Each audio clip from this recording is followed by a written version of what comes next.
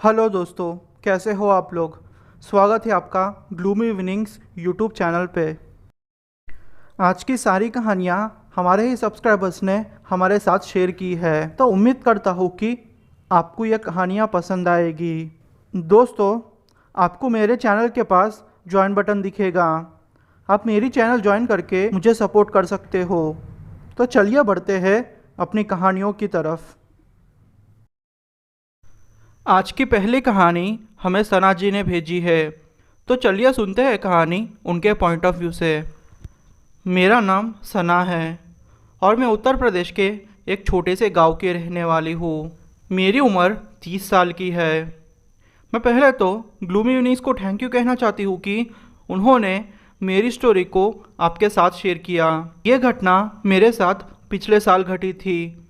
हुआ यूँ कि लॉकडाउन का समय था। मेरे पति आम के बागों की रखवाली करते थे। हम लोगों को भी थोड़े समय के बाद वहाँ शिफ्ट होना पड़ा। पहले कुछ दिन तो सब कुछ ठीक रहा। मेरे पति को पीने की आदत थी। वो सारा दिन रखवाली करते और रात के टाइम पे शराब पी के हंगामा करते थे। एक एक बार वो बिना हंगामा किए ही सो जाते थे। एक रात की बात है, वो बहुत पी के आए थे। उन्होंने कहा कि उनको बहुत गर्मी लग रही है, वो इसलिए आम के बागों के बीच सोना चाहते हैं। मैंने फिर उनकी बात मान ली, क्योंकि मुझे पता था अगर मैं इनकी बात नहीं मानूंगी तो ये पक्का मुझे मारेंगे। मैं और मेरा बेटा दोनों मिलके हमारे ही रूम में सो गए थे। मेरे पति खटिया बिछाकर आम के बागों के बीच सो गए। मुझे वैसे मेरे पति की चिंता हो रही थी, क्योंकि उनको नींद में बड़बड़ाने की आदत थी और वो डर के मारे उठ जाते थे। तो हुआ यूँ कि तकरीबन रात के 2:30 बजे मुझे मेरे पति के चिल्लाने की आवाज़ आई। मैंने सोचा कि मेरे पति नींद में ही चिल्ला रहे हैं, इसलिए मैंने ज़्यादा ध्यान नहीं दिया। मैं फिर सो गई। तकरीबन 15 मिनट के बाद फिर से मुझे मेरे पति के चिल्लाने की आवाज़ आई। वो मुझे चिल्ला के बुला रहे थे। मुझे अब थोड़ा मामला सीरियस लगा, इसलिए मैं उनके पास चली गई। जब उनके पास गई तो मेरे पति खटिया के नीचे गिरे हुए थे और डर के मारे पेड़ों के एक कोने में देख के चिल्ला रहे थे। मैंने जब उनके पास जाके पूछा तो उन्होंने कहा कि उन्होंने एक औरत को पेड़ के ऊपर बैठते हुए देखा है। पर यह कैसे हो सकता है? कोई औरत एक पेड़ पे कैसे बैठ सकती है? उनको मैंने बहुत समझाने की कोशिश की कि आप नशे में हो, इसलिए आपको ये सब चीज़ें दिख रही है। शायद वो मेरी सबसे बड़ी गलती थी। ऐसे ही रोज़ होते रहता। रोज़ वो पी के आते और रोज़ गर्मी के बहाने बाहर जाते और बाहर सो जाते, आधी रात को चिल्लाते, और ये सब कुछ तकरीबन 10-15 दिन तक चलते गया। मेरे पति की हालत भी अब ख़राब हो चुकी थी। वो दिन ब दिन सूखते जा रहे थे। मैंने उनसे एक दिन पूछा, असलम, आपको क्या हो रहा है? आप मुझे बताइए आपके साथ क्या हो रहा है। पर वो कुछ भी ना बोलते। वैसे वो देसी पीते थे और गांव में भी वो मिल जाता था। लोग पुलिस वालों से छुपाकर देसी बेचते थे। वो रात आखिरकार आ ही गई। मेरे पति ऐसे ही सो रहे थे और अचानक से उन्होंने चिल्लाना शुरू कर दिया। मैं जब उनके पास गई तो मैंने भी वो साये को देखा। जब मैंने वो साये को देखा तो मैं समझ गई थी कि ये पक्का नापाक रूह है। इससे जितना जल्दी छुटकारा पाए उतना अच्छा होगा। मेरे पति ने कहा कि वो औरत उनके छाती पर बैठ के उनका गला दबा रही थी। मैं वैसे थोड़ा डर गई थी, क्योंकि मैं मेरे पति से बहुत प्यार करती थी। वो चाहे जैसे भी हो मेरे पति थे। मैंने कहा कि आप अभी दुआ पढ़ लीजिए, सब कुछ ठीक हो जाएगा। हमने शायद यही गलती कर दी। दूसरे दिन मेरे पति ने कहा कि वो अब वहाँ नहीं सोएंगे। वो हमारे साथ ही सोने लगे। तकरीबन रात के 3 बजे की बात है। वो अचानक से उठे और औरत की आवाज़ में बातें करने लगे। सच बोलूँ तो वो 2 मिनट के लिए मैं बहुत डर चुकी थी, क्योंकि आप भी इमेजिन कर सकते हो एक आदमी जो कि औरत की आवाज़ में बातें करे। ये इतना डरावना था कि मैं आपको बोल भी नहीं सकती थी। उस टाइम पे मेरे पति की आंखें लाल हो चुकी थी। मुझे कुछ भी समझ में नहीं आ रहा था कि मैं क्या करूं, क्योंकि लॉकडाउन का टाइम था और गांव यहाँ से तकरीबन 2 या 3 किलोमीटर का था। मैंने फिर आयतुल कुर्सी पढ़ना शुरू कर दिया। सोचा कि आयत पढ़ूंगी तो सब कुछ ठीक हो जाएगा। थोड़ी देर के लिए तो सब कुछ ठीक रहा। जैसे ही मैंने आयत पढ़ना बंद कर दिया, मेरे पति ने मुझे गले से पकड़ा और साइड में फेंक दिया। मैं विश्वास नहीं कर पा रही थी कि मेरे पति ने मेरे साथ ऐसा किया, क्योंकि उनमें इतनी हिम्मत नहीं थी और वो सूख भी गए थे। इनमें इतनी ताकत कैसे आई मुझे पता नहीं चला। मैं मस्जिद गई और फिर वहाँ के मौलाना को ये सारी बातें बताई। उन्होंने कहा कि आज रात को मैं तुम्हारे घर आऊँगा और जो भी मैं चीज़ें बोलता हूँ वो सारी चीज़ें तुम लाके रखना। उनके कहे हिसाब से मैंने वो सारी चीज़ें लाके उनके सामने रख दी। वो शाम के तकरीबन 7 बजे हमारे घर आ चुके थे। उनको देखते ही मेरे पति उनके ऊपर चिल्लाना शुरू कर दिए। बोले कि ए दुष्ट मौलाना, तू कुछ भी नहीं कर सकता। इन सारे लोगों को खा जाऊंगा, तुम कुछ भी नहीं कर पाओगे। यह सुनते ही मैं बहुत डर चुकी थी, क्योंकि वो आवाज़ अब किसी आदमी की थी, पर वो मेरे पति की नहीं थी। मौलाना ने आयतें पढ़ी। वो शैतान ज़ोर ज़ोर से चिल्ला रहा था। वो कह रहा था कि वो मुझे मार देगा। उसको मैं पहले दिन से ही पसंद आ चुकी थी, इसलिए वो मेरे पति को मार के मेरे पति की जगह लेना चाहता था।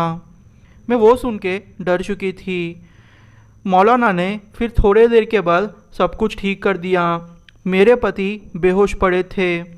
उन्होंने कहा कि जब तुम बाज़ार में गई थी और फिर वापस आ रही थी तो एक पेड़ के ऊपर जिन बैठा हुआ था। उसको तुम पसंद आ गई। तुम्हारे पास तावीज़ था, इसलिए वो तुम्हारे अंदर नहीं आया, पर उसने तुम्हारा पीछा तुम्हारे घर तक किया, तुम्हारे पति के अंदर आ गया और ये सब हुआ। ये तावीज़ मैं तुम्हें तुम्हारे पति के लिए दे रहा हूँ, उनको पहना देना। गलती से भी ये तावीज़ नहीं निकलना चाहिए, क्योंकि वो एक इफ़रित जिन है और तुम इफ़रित जिन के बारे में जानती हो। अगर गलती से भी ये तावीज़ टूट गया तो तुम्हारी हालत क्या हो सकती है ये तुम सोच भी नहीं सकती। मैंने फिर वो तावीज़ को मेरे पति को पहना दिया। उस दिन के बाद से सब कुछ ठीक हो गया। मेरा नाम नीलेश है और मैं उड़ीसा के राउरकेला का रहने वाला हूँ। ये घटना मेरे साथ पिछले साल लॉकडाउन के टाइम पे घटी थी। लॉकडाउन का टाइम था, सब कुछ जैसे शांत हो चुका था। सच बोलूँ तो मैं लॉकडाउन को एंजॉय करने लगा था, क्योंकि पढ़ाई के नाम पे मैं कुछ नहीं करता था और हॉस्टल से मैं कुछ ही दिन पहले आया था। यह घटना वैसे अप्रैल महीने की है। जैसे ही लॉकडाउन का अनाउंसमेंट हुआ मैं अपने घर आ गया था। हम लोग खेतों में रहते थे, क्योंकि मेरे पापा एक किसान थे। मेरा तो एक ही रूटीन था, मैं रात में खाना खाता और गांव तक चल के जाता, वहाँ से सोडा पीता, दोस्तों के साथ बातें करता और वापस आता। एक रात की बात है, मैं रात के 8 बजे खाना खा के गाँव तक 2-3 किलोमीटर तक चल के दोस्तों के साथ बातें करते करते सोडा पी रहा था। मुझे समय का पता ही नहीं चला। जब मेरे भाई ने मुझे फ़ोन करके कहा कि भाई तुम घर आ जाओ, तब मुझे पता चला कि रात के 11:30 बज रहे हैं। उस टाइम पे भले ही लॉकडाउन था, पर गांव के अंदर ये सारी चीज़ें नॉर्मली चल रही थी। लोग लॉकडाउन को ज़्यादा सीरियस नहीं ले रहे थे। मैं फिर सोडा पी के दोस्तों को अलविदा कह के अपने घर के तरफ आ रहा था। जैसे ही मैं खेतों के एरिया में आया, मुझे ऐसा लगा कि मेरे पीछे कोई चल रहा है। मैंने सोचा कि शायद ये मेरा भ्रम होगा, क्योंकि पहले भी मेरे साथ ऐसा बहुत बार हो चुका है। इसलिए मैंने ज़्यादा ध्यान दिए बिना ही आगे बढ़ना ही सही समझा। मैं जैसे ही आगे बढ़ता गया वो आवाज़ें और तेज़ होते गई।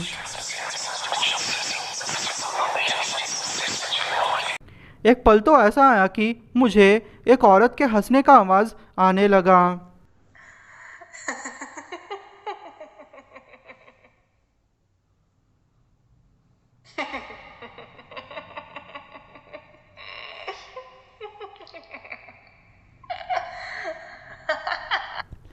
मैं अब पक्का श्योर हो चुका था कि यह पक्का कोई चुड़ैल का ही काम है, क्योंकि इस जगह पे इस टाइम पे किसी इंसान का आना मुमकिन नहीं था, क्योंकि हमारे गांव के लोग ज़्यादातर दिन में ही काम करते थे और सीज़न भी नहीं थी कि लोग आधी रात तक खेत में रहे। और अगर किसी को भी आना होता तो वो 7-8 बजे के बीच में ही आ जाता। मैंने फिर अचानक से पीछे मुड़ के देखा तो मुझे एक औरत दिखाई दी। वो औरत दिखने में बहुत डरावनी लग रही थी। मैं समझ गया था कि ये चक्कर क्या है, पर फिर भी मैं कंफर्म करना चाहता था कि ये चीज़ क्या है, इसलिए मैंने उसके पैरों के तरफ ध्यान दिया। उसके पैर उल्टे थे। मैं समझ चुका था कि अब मेरा बचना मुश्किल है, पर फिर भी मरता क्या ना करता। मैं भागने की कोशिश करने लगा। मैं भागते गया। जैसे ही मैं भाग के थोड़ा आगे गया, उस औरत ने पता नहीं कैसे मेरे पैरों को पकड़ लिया और नीचे गिरा दिया। वो औरत अब धीरे धीरे मेरे पास आ रही थी। मुझे उसे देख के बहुत डर लग रहा था। मुझे समझ में नहीं आ रहा था कि मैं क्या करूं। मैंने फिर भगवान का नाम लेना शुरू कर दिया। जैसे ही मैंने शिवजी का नाम लिया, वो औरत पीछे मुड़ गई। मैं समझ गया था कि अब मुझे भागना होगा। मैं भागकर अपने घर आ गया और घर वालों को सारी बातें बताई। उन्होंने कहा कि अब से तुम जाना मत बाहर, वरना वो औरत तुम्हें नहीं छोड़ेगी। तब से मैंने रात में जाना बंद कर दिया है। ये घटना मेरे साथ पिछले साल जून महीने में घटी थी। हुआ यूँ कि मैं गांव से अपने घर खेतों की तरफ जा रहा था। मैं बाइक पे था। अचानक से मेरे बाइक का वज़न बढ़ गया। मैंने सोचा कि शायद ये मेरा भ्रम होगा, पर थोड़ा आगे जाते ही मैंने जब मेरे शीशे से पीछे मुड़ के देखा तो मुझे एक काला साया दिखा। मेरे बाइक का बैलेंस बिगड़ा, पर फिर भी मैंने मेरे बाइक को संभाल लिया। फिर से वो साया मुझे दिखा। मैं पास के मंदिर में जाके थोड़ी देर के लिए बैठ गया, पर वो औरत वहाँ से नहीं जा रही थी, इसलिए मैंने सारी रात मंदिर में गुजारी। सुबह होते ही मैं घर आ गया। ये कहानी भले आपको छोटी लगे, पर सच में ये मेरे साथ घट चुका है।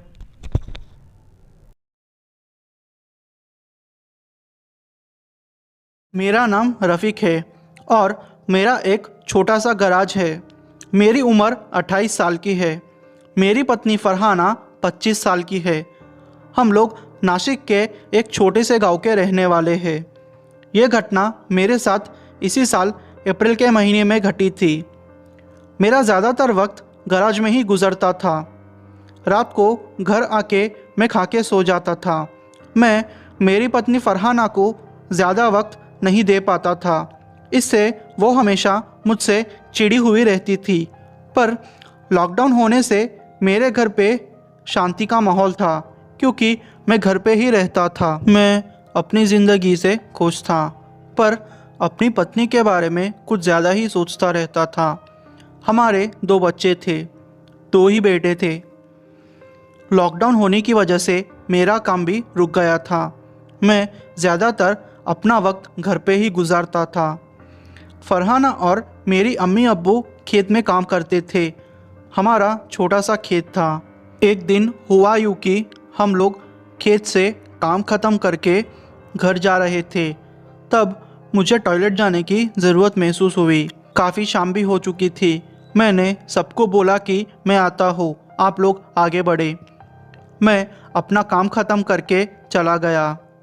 पहले 2 दिन सब कुछ ठीक रहा।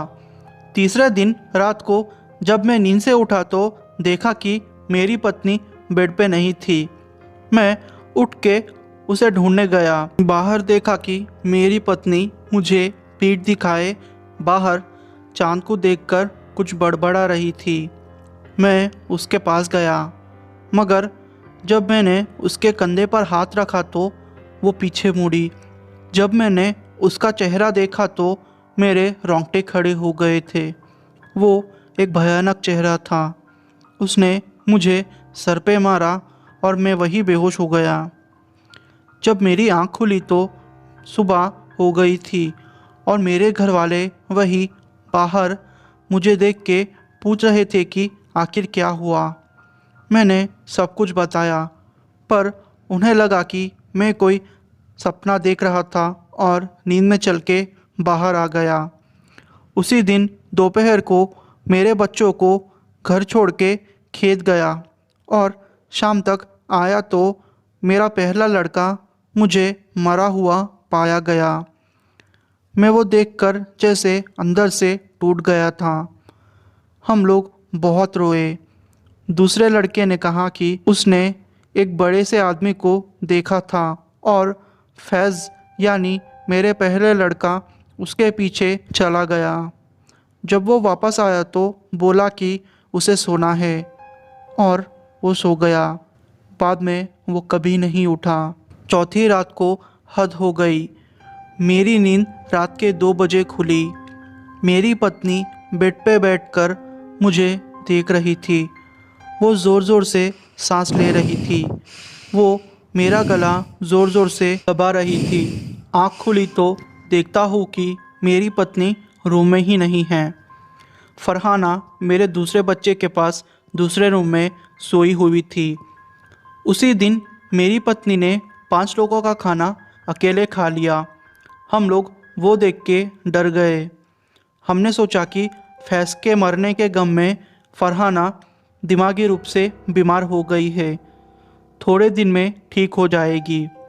5वीं रात बहुत डरावनी थी। मेरी पत्नी फरहाना एक भूत जैसे रूप में आ गई थी। वो ज़ोर ज़ोर से किसी आदमी के आवाज़ में चिल्ला रही थी। उसने अहमद यानी मेरे दूसरे लड़के को हवा में उछाल दिया। मेरा बच्चा तड़प तड़प के मर गया। मैंने फरहाना को बोला, ये क्या कर रही हो तुम? पागल हो गई हो क्या? वो ज़ोर ज़ोर से हंसी और वो मुझे मार रही थी। मैंने तुरंत आयतुल कुर्सी पढ़ना शुरू कर दिया। वो शांत हो गई। मेरे अम्मी अब्बू भी पता नहीं वो आवाज़ वो लोगों ने सुनी ही नहीं। दूसरे दिन मैं हमारे पास वाली मस्जिद के पास मौलाना के घर गया और उनको सारी बातें बताई। उन्होंने बोला कि वो अब कुछ नहीं बताएंगे। उन्होंने बोला कि मैं मेरी पत्नी को उनके घर ले आऊँ। हम लोग मोहल्ले के 4-5 आदमी फरहाना को बांधकर उठा के मौलाना के पास ले गए।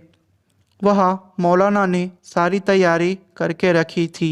जैसे ही मौलाना ने फरहाना के आँख में फूंक मारी तो ज़ोर ज़ोर से वो हंस के बोलने लगी, मर जाएगा तू मौलाना, तुझे मैं जिंदा नहीं छोड़ूंगा, तेरी नस्लों को तबाह कर दूंगा। पहले मुझे इसकी नस्लें भी तबाह करनी है, वो मुझे करने दे। मौलाना बोले, क्या बिगाड़ा है इस बच्चे ने तेरा? मेरी पत्नी बोली, पूछ ले इससे। मौलाना आंख बंद करके आयतें पढ़ने लगे। फिर मौलाना ने बोला कि मैंने जिस दिन जिस जगह पर टॉयलेट किया था वह जिन का बसेरा था। वो गुस्सा हो गए थे कि उनकी जगह को मैंने कैसे गंदा कर दिया। ये इफ़रित जिन थे। ये जिन बहुत ख़तरनाक होते हैं। बहुत झाड़ फूँक करने के बाद भी वो नहीं माने। मैंने जिन्नात से माफ़ी भी मांगी, पर फिर भी वो मेरी पत्नी को नहीं छोड़ रहे थे। मौलाना ने हमें बाहर जाने को कहा और अंदर से दरवाज़ा बंद कर दिया। अंदर से बहुत सारी आवाज़ें आ रही थी, जैसे आदमी औरत एक साथ बात कर रहे हो। चीखने चिल्लाने की आवाज़ें आ रही थी और आखिरकार एकदम सब कुछ शांत हो गया। मौलाना ने सिर्फ मुझे अंदर बुलाया और तावीज़ को दिखा के मेरी पत्नी को पहना दिया और बोले कि इस तावीज़ को कभी मत उतारने देना, और कहा कि जिन्नात ने 1000 रसगुल्ले, 1 दर्जन नए कपड़े और 10 किलो गोश्त मांगा है फरहाना को छोड़ने के बदले। ये सारी चीज़ें हमें वही रखनी होगी। हम लोगों ने ये सारी चीज़ें जिन्नात के कहने अनुसार वही रख दी और मेरी पत्नी फरहाना ठीक हो चुकी थी। अल्लाह के करम से आज सब कुछ ठीक है। आज तकरीबन 3-4 महीने हो चुके हैं और सब कुछ ठीक है, पर मैंने मरे बच्चों को खो दिया था। मैंने सोचा अब जी के क्या करूँगा, पर जीना था। मेरी पत्नी इस सदमे को सह नहीं पाई। वो 2-3 महीने तक कोमा में रही, पर चमत्कार ये था कि वो फिर से कोमा से लौट गई थी। अब सब कुछ ठीक था। हेलो दोस्तों, मेरा नाम किरण है और मैं असम का रहने वाला हूँ। ये घटना मेरे साथ कुछ ही दिन पहले घटी थी। हुआ यूँ कि मैं उस्मानिया यूनिवर्सिटी का एक स्टूडेंट हूँ। आपको तो पता ही होगा कि कोरोना की केसेस की वजह से हमारी एग्ज़ाम्स कैंसिल हो गई थी। तो बात उस दिन की है जिस दिन हमारे एग्ज़ाम्स कैंसिल होने का नोटिफिकेशन हमें आया था। मेरे साथ मेरे 2 दोस्त थे। फिर हमने सोचा कि वैसे तो एग्ज़ाम्स कैंसिल हो चुके हैं और हमारे हॉस्टल में भी हमें खाना देना उन्होंने बंद कर दिया था। तो हमने सोचा कि क्यों ना अब घर चले जाए। वैसे भी 15-20 दिन तक एग्ज़ाम्स नहीं रहने वाले हैं। इससे अच्छा हम लोग घर चले जाएंगे और एग्ज़ाम्स की डेट होते ही हम लोग वापस आ जाएंगे। दोस्तों से कहा कि चलो यार हम लोग घर चले जाते हैं। वैसे भी बहुत दिन हो चुके हैं हम लोग घर नहीं गए, तो इस बहाने घर वालों से मिल लेंगे और जब डेट्स आएंगे तो वापस आ जाएंगे। मेरे दोस्त ऋषभ के पास कार थी। वैसे भी हमारी कोई एग्ज़ाम्स नहीं थी और ऋषभ ने कहा कि चल यार हम लोग असम घूम आते हैं। तो हम लोगों ने सोचा कि उसके गाड़ी में पेट्रोल डलवाएंगे और घर पहुंच जाएंगे और फिर थोड़े दिन यहाँ वहाँ घूमकर फिर ऋषभ के साथ ही वापस चले आएंगे। वैसे भी इस पैसे वाला था और वो भी फ्री ही था और टाइम की कोई दिक्कत नहीं थी। हम लोग फिर असम जाने के लिए दूसरे ही दिन निकल गए। मैंने हॉस्टल से अपना पूरा सामान ले लिया और मेरे बाकी 2 दोस्तों को भी अपना सामान लेने को कह दिया। हम लोग अपना सामान लेके गाड़ी की डिक्की में रख के हम लोग वापस जाने लगे। जैसे ही रात होती हम लोग किसी ना किसी जगह पे रुक जाते, क्योंकि आपको तो पता ही होगा कि नाइट कर्फ्यू का माहौल था। ज़्यादा लोग बाहर भी नहीं निकल रहे थे। गाड़ी अभी इक्का तुक्का हमें दिख रही थी। तो हमने सोचा कि कोई प्रॉब्लम ना हो, इसीलिए हम लोग रात के टाइम पे किसी होटल या लॉज में रुक जाएंगे। तकरीबन 2 दिन ट्रैवल करने के बाद हम लोग असम के करीब पहुंच गए। उससे तकरीबन 4 या 5 घंटे का रास्ता ही था और रात के 10 बज चुके थे। तो हमने सोचा कि क्यों ना लॉज लेने से अच्छा है कि हम लोग अपने घर ही चले जाए, और हमने घर में फ़ोन करके कह दिया था कि हम लोग घर आने वाले हैं। तो फिर हमने डिसाइड किया कि हम लोग अब चले जाएंगे, क्योंकि एरिया अपना ही था तो कोई दिक्कत वाली बात ही नहीं थी। हम लोग खाना खा के फिर आगे बढ़ने लगे। जैसे ही हम थोड़ा आगे बढ़े, शायद 10 या 15 किलोमीटर ही होगा, हम लोग किसी जंगल जैसे इलाके में आ गए। ऋषभ ने बोला कि यार मेरा मन बहुत कर रहा है कि मैं थोड़ी देर बाहर यहाँ वहाँ टहल आऊँ। ऋषभ के लिए ये सब नया था, क्योंकि वो बचपन से ही हैदराबाद में पला बड़ा था, वो भी एक पॉश एरिया में, जहाँ ऐसे जंगल दिखना उसके लिए लगभग नामुमकिन था। तो हमने भी बोला कि ठीक है भाई, चलो कोई बात नहीं, तो थोड़ी देर बाहर घुमाना, हम ऐसे ही बैठे रहेंगे। फिर ऋषभ वहाँ झाड़ियों के अंदर थोड़ी देर के लिए चला गया। जब आधा घंटा हुआ वो वापस नहीं आया तो हमें टेंशन जैसा होने लगा। मुझे समझ नहीं आ रहा था कि मैं क्या करूं। मैंने मेरे 2 दोस्तों से कहा कि यार लगता है ऋषभ के साथ कुछ हुआ है, वरना वो इतनी देर नहीं लगाता। वैसे ऋषभ बहुत डरपोक भी था, पर फिर भी शो ऑफ के लिए वो कभी कभी ऐसी हरकतें करता था। फिर हम लोग नीचे उतरे और फिर उसको ढूंढने लगे। दूर दूर तक ऋषभ का कोई अता पता नहीं था। हम लोग को बहुत टेंशन हो रही थी। हम क्या करें, हमें कुछ समझ में नहीं आ रहा था। मैं तो बहुत डर गया था, क्योंकि मेरे कहने पे ऋषभ को उसके मम्मी पापा ने मेरी गारंटी पे हमारे साथ भेजा था। अगर उसको कुछ हो जाएगा तो मैं ही उस चीज़ का जिम्मेदार होगा। फिर हम लोगों ने ऋषभ को पीछे की तरफ ढूंढना स्टार्ट कर दिया। तकरीबन 2 या 3 किलोमीटर हम लोग जंगल के अंदर चले गए। फिर एक जगह जाके हमने देखा कि ऋषभ ऐसे ही हमारी तरफ पीठ करके पैर पलटाए हुए बैठा हुआ है।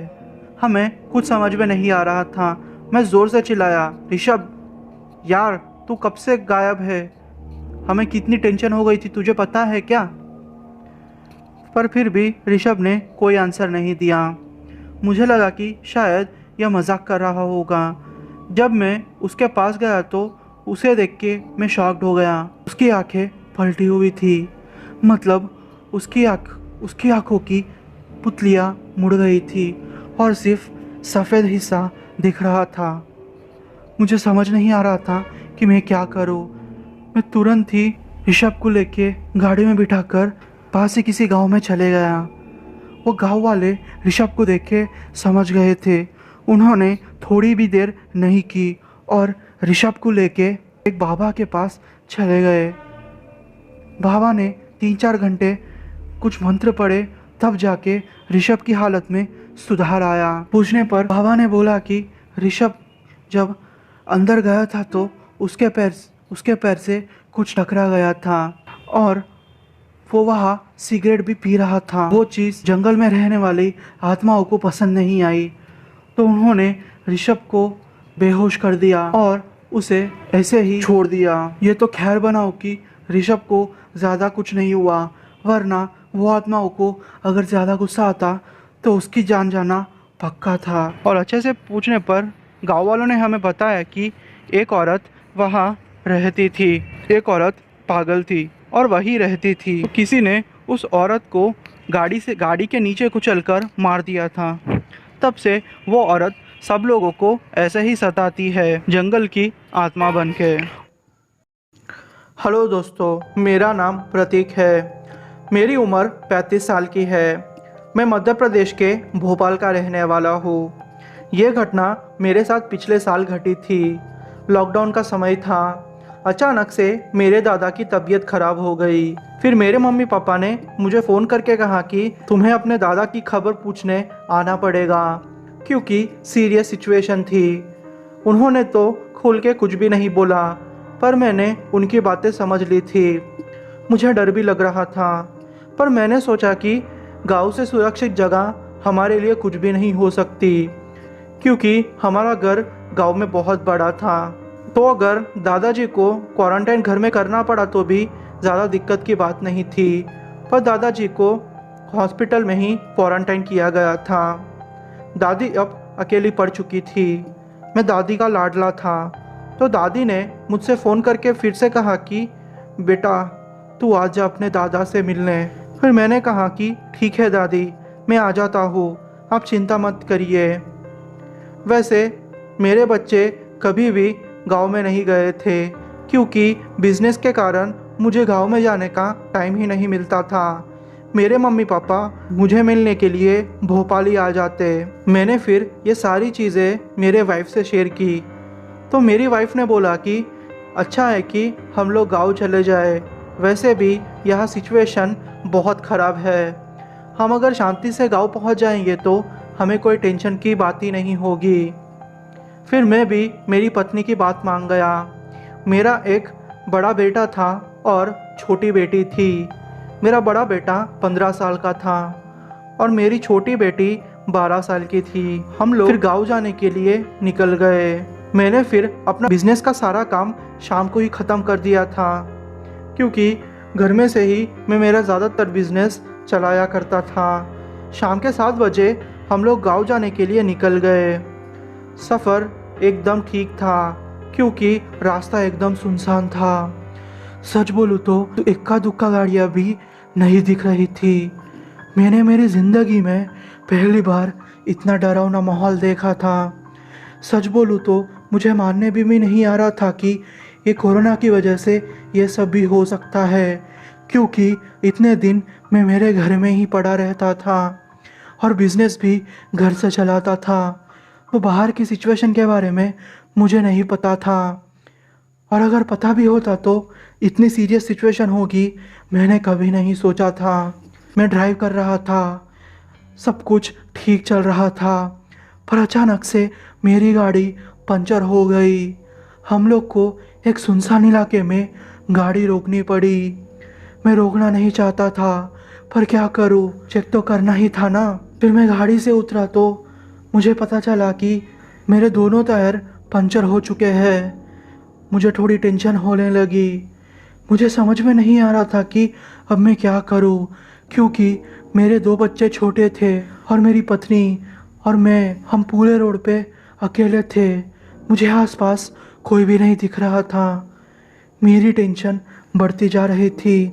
हम ऐसे ही सोचते रहे कि हम लोग क्या करें, क्योंकि कोरोना का टाइम था और पंचर की दुकानें खुली रहना शायद मुश्किल था। अगर खुली होती तो भी बहुत दूर थी, क्योंकि पिछला पेट्रोल पंप हमसे करीब 60 या 70 किलोमीटर आगे होगा। हम लोग फंस चुके थे।